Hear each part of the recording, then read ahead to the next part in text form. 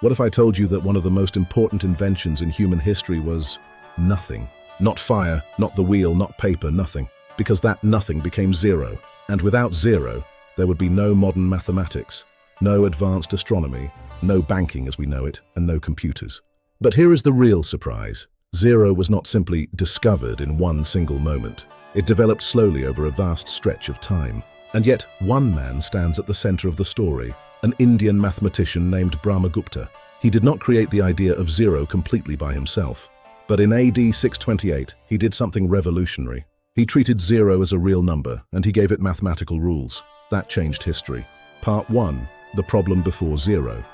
Human beings had counted for thousands of years. The Egyptians counted, the Babylonians counted, the Greeks counted, the Romans counted. But counting is not the same as having an efficient number system. Take Roman numerals. They worked well enough for inscriptions and official records, but they were terrible for calculation. If you wanted to multiply, divide, or keep complicated accounts, Roman numerals quickly became awkward. Now think about the way we write numbers today: 1006, 10,000. These numbers are easy to read because we use a place value system. That means the position of a digit changes its value. In 205, the 2 means 2 hundreds. The 5 means 5 ones, and the 0 tells us there are no tens. That 0 may look small, but it holds the whole number together.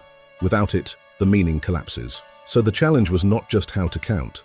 The challenge was how to show an empty place inside a number. That is where India changed the story. Part 2. India's mathematical breakthrough. Long before Brahmagupta, Indian mathematicians had already developed an extremely powerful decimal place value system. This was the foundation of the number system we still use today, the system later known as the Hindu-Arabic numeral system. That name matters. We often call them Arabic numerals because they later spread through the Islamic world into Europe. But their deeper origin is in India. Indian scholars had already begun using symbols and place value in a highly advanced way. And within that system, a symbol for an empty place began to emerge. At first, zero functioned mainly as a placeholder. It showed that a place was empty. That alone was a huge step. But a placeholder is not yet a full number. And that is where Brahmagupta enters the story. Part 3. The main character, Brahmagupta. Brahmagupta was born in 598 AD in India. He became one of the leading mathematicians and astronomers of his time. He lived during a period when Indian mathematics was already highly sophisticated. So this is important. Brahmagupta did not invent mathematics from nothing. He inherited a rich tradition. But in AD 628, he wrote a famous work called the Brahmasfuta Siddhanta, and in that book, he did something extraordinary. He wrote rules for calculating with zero. That is why Brahmagupta is such a central figure in this story. He did not merely use zero, he explained how it behaves. He wrote, in effect, a number plus zero remains the same. A number minus zero remains the same. A number multiplied by zero becomes zero. Today, these rules sound obvious, but they were not obvious at the time. Brahmagupta was taking something that seemed like emptiness and bringing it into arithmetic. He was saying, zero is not just a blank space. It is something mathematics can work with. That was the breakthrough. Part 4. The twist. He was not the sole inventor. Now, here is the twist. If we say Brahmagupta invented zero, that is not completely accurate.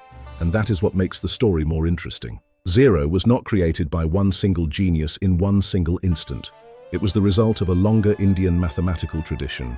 Earlier Indian thinkers had already been using place value and symbols connected to emptiness. So Brahmagupta was not working in isolation. But he was the key figure who made zero mathematically explicit. He turned a developing idea into a more formal mathematical object.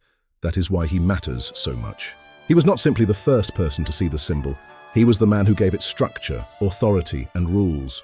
In other words, India developed zero. Brahmagupta made zero powerful. That is the clearest way to understand his role. Part 5. Why this changed the world. Once zero became part of arithmetic, the entire number system became far more powerful. Now large numbers could be written cleanly and clearly. Now calculations became more efficient. Now mathematicians and astronomers had a much stronger tool. And astronomy mattered deeply in Brahmagupta's world. He was not just doing abstract math for fun. He was also working on astronomical problems, planetary motion, calendars, and computations that required precision. So zero was not just a philosophical idea.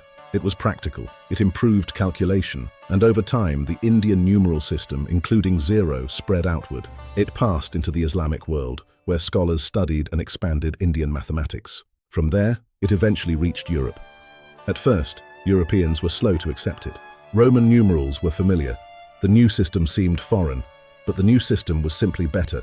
Merchants found it easier, scholars found it easier, astronomers found it easier, and eventually it won. That is why today almost the entire world uses a number system built on ideas developed in India. And at the heart of that system is zero. Part 6, the final payoff. The irony is that zero looks like the least important number. It means nothing. It stands for absence. It seems empty. But in reality, it is one of the most powerful ideas humans ever created. It allows place value to work. It makes higher mathematics possible.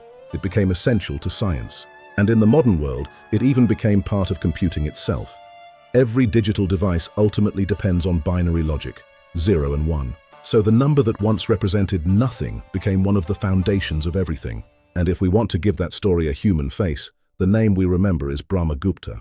Not because he alone invented zero from scratch, but because he was the mathematician who helped transform zero from an idea into a mathematical reality. Ending. So who invented zero? The honest answer is not one person alone. The idea emerged from the broader tradition of Indian mathematics. But if one man stands at the center of the story, it is Brahmagupta.